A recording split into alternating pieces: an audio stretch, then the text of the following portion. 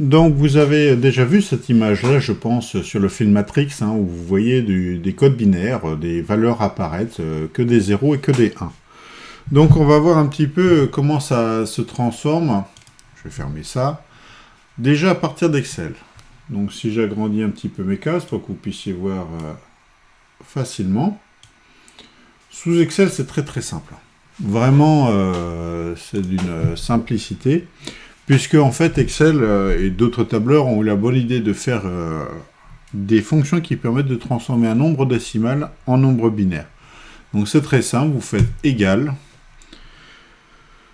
dec pour binaire, décimal, vers binaire, bin. Vous fermez vous ouvrez une parenthèse, vous mettez une valeur, par exemple je vais écrire 815, je ferme ma parenthèse.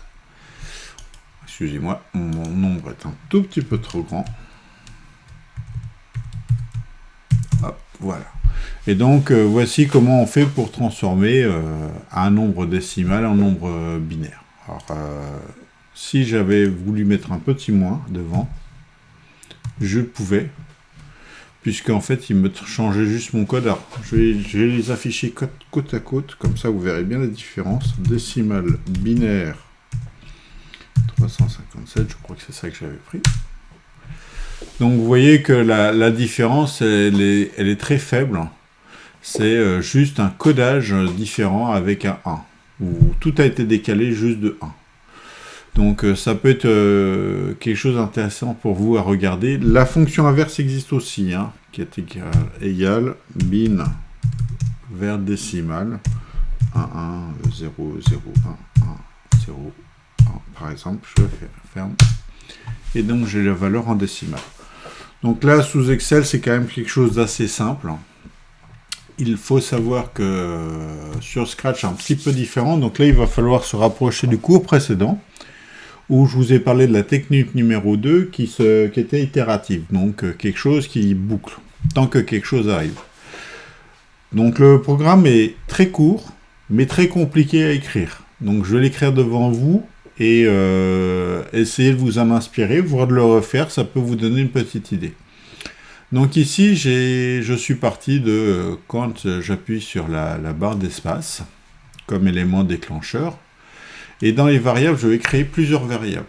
Je vais créer une variable que je vais appeler nombre basis. Ça, c'est la valeur que je veux transformer. Je vais créer une variable que je vais appeler nombre binaire, c'est mon résultat. Et puis, vous savez, sur le tableau, j'avais écrit une valeur que je divisais toujours par 2. Je vais créer cette variable, alors je vais pas m'embêter, je vais l'appeler intermédiaire.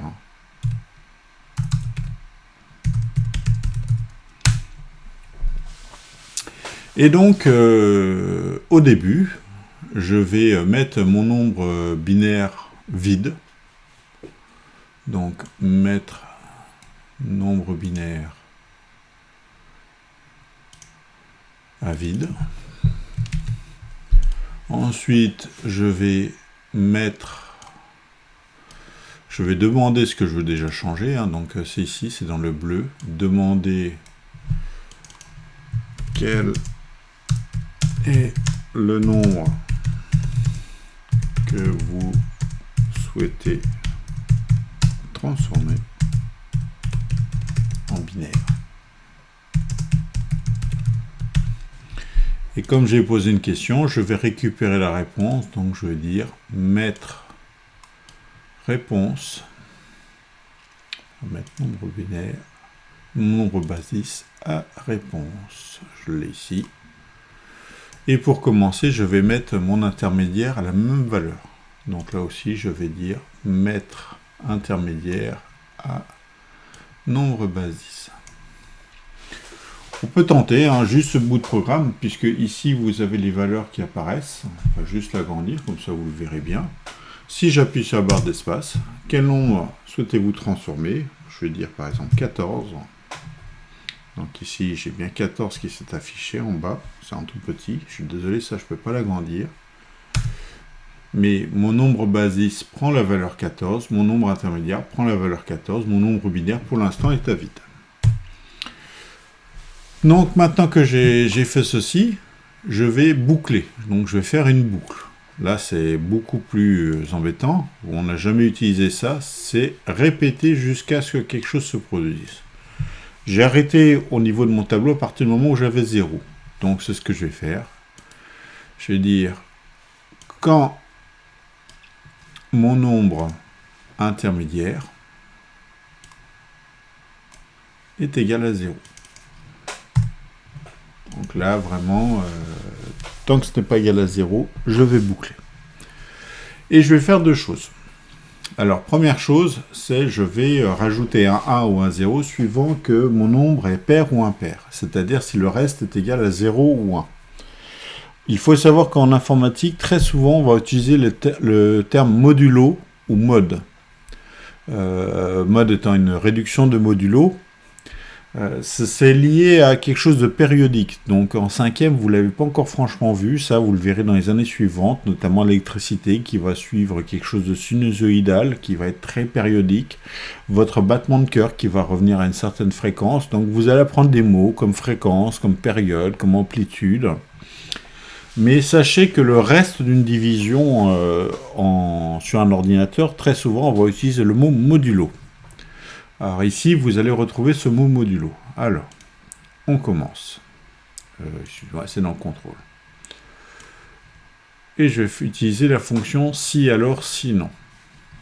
Donc je veux savoir si le modulo est égal à 0, si quand je divise mon nombre intermédiaire par 2, si le résultat est 0 en termes de reste, alors dans ce cas c'est un nombre pair. Sinon c'est forcément un nombre impair.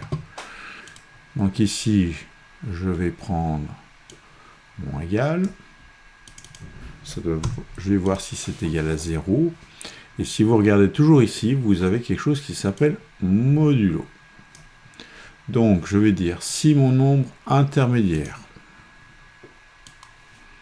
divisé par 2 a un reste qui est égal à 0, dans ce cas, c'est un nombre pair. Donc, qu'est-ce que je vais faire dans ce cas-là? Je vais mettre mon nombre binaire, je vais rajouter un 0 à mon nombre binaire déjà existant. Donc, ça on l'avait vu en classe, mais vous avez peut-être oublié, c'est le mot regrouper. Je vais regrouper 0 à ce que je sais déjà de mon nombre binaire, puisque je le mets après mon nombre binaire par rapport à ce 0 ou ce 1 que je vais trouver. Donc ici, je vais prendre le nombre binaire que je vais mettre là. Et pour gagner du temps, je vais dupliquer cette ligne pour juste... Excusez-moi, je l'ai mis au mauvais endroit. Mettre un 1. Voilà. Donc une fois que j'ai fait ceci, je vais penser forcément à diviser mon nombre intermédiaire par 2. Donc pour ça, je vais faire mettre nombre intermédiaire à une valeur divisée par 2. Alors c'est là où ça se complique. On aurait tendance à dire que, je vais agrandir un petit peu ça pour que vous voyez bien ce que ça donne. Je pourrais utiliser le diviser, celui-ci. Mais diviser va me ramener les virgules 5.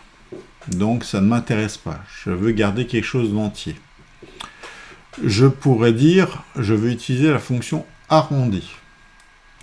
Mais dans les règles d'arrondi, par exemple, l'arrondi de 0,5, c'est 1. Il aurait fallu 0,4. Donc ça ne marche pas.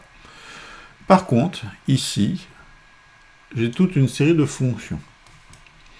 Alors, ABS, vous ne connaissez pas encore, c'est la valeur absolue. Quand je clique dessus, j'ai pas mal de possibilités. J'ai racine, j'ai sinus, cosinus, tangente. Ce sont des choses que vous verrez dans les années à venir. Des choses très compliquées, comme l'exponentielle. Mais ce qui m'intéresse, c'est le mot plancher.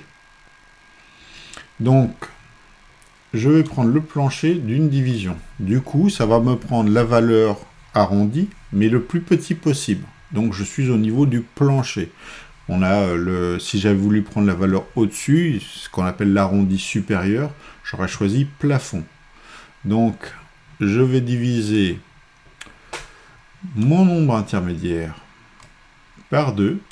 Et je vais garder que la partie inférieure arrondie, et c'est ça que je vais mettre ici. J'enlève ceci, il n'y en a pas besoin. Donc, si j'exécute ce programme, on recommence. Quel nombre souhaitez-vous transformer? Je vais mettre 14.